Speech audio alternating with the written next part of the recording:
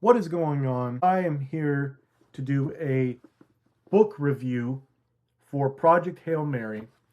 This book is by the same author as The Martian, which they made into a movie about 10 years ago with Matt Damon, directed by Ridley Scott.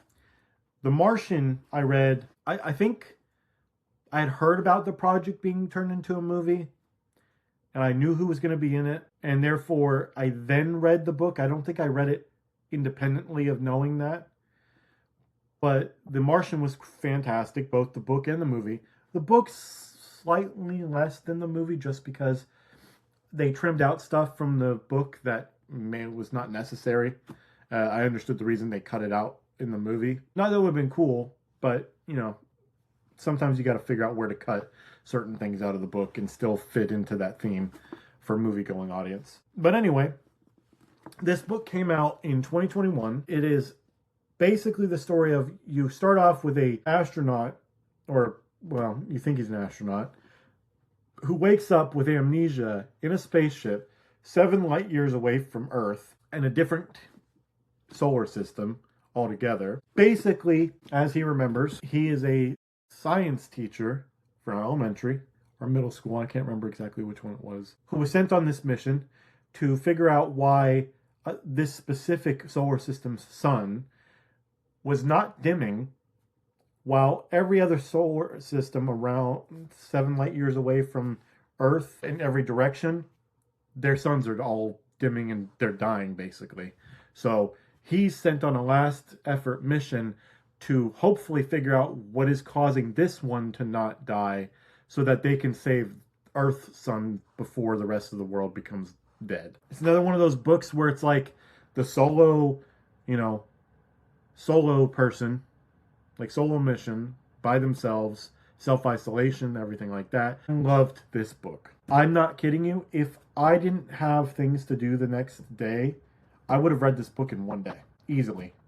But because I had things to do, I couldn't just sit there and read 500 pages almost in one afternoon, since I don't really read often, as you can tell by how literate I am and how I speak. But yeah, I really enjoyed it. There's a character in there that I don't want to spoil, even if the trailers have already spoiled it, that I absolutely love. When I thought that character was going to have an interesting ending, I was going to riot. I was like, no, don't you dare. That could be a spoiler, probably not, I hope not. Anyway, I enjoyed the book so much that even though I was already excited to see the movie when it comes out, reading it beforehand makes me all the more excited.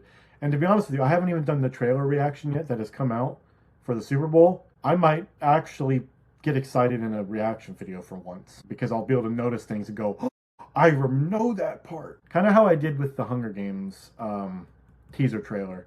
Although, I'll be honest with you, it had been such a long time since I had read the book when that first teaser trailer dropped that I remember parts, but then I was like, I don't remember a whole lot. This one I think is going to be a lot easier because it's literally just characters and moments, not a whole cast of characters. But yeah, if you haven't read Andy Weir's Project Hail Mary and you didn't even know a movie was coming out, I highly suggest that even if you go to the movie, I'm sure they'll cut out stuff that the book is not lacking in information-wise. I would still highly recommend reading this. The guy is a genius at throwing a bunch of science at you that sounds just plausible enough to believe it without sounding so outlandish that you go, well, this is clearly not real science. I'm sure a lot of this stuff isn't, but, it makes the sci-fi part feel a little less ridiculous when you're throwing in science that could be real. So then it's like, oh, there's not really a big line difference there.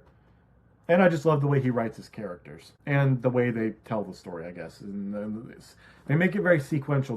They do have flashbacks, but they're flashbacks that go forward as well as the story that's in the present going forward. So yeah, I give this book a 10 out of 10. I would say I'd read it again, but I never read a book twice. I'll watch movies twice, but I won't read a book twice. Isn't that crazy? But until next time, guys and gals, I will leave you with that. And if you want, catch my Project Hail Mary final trailer reaction when it is posted. And then catch my Project Hail Mary movie review when I go see it next month. Till next time, guys. Peace.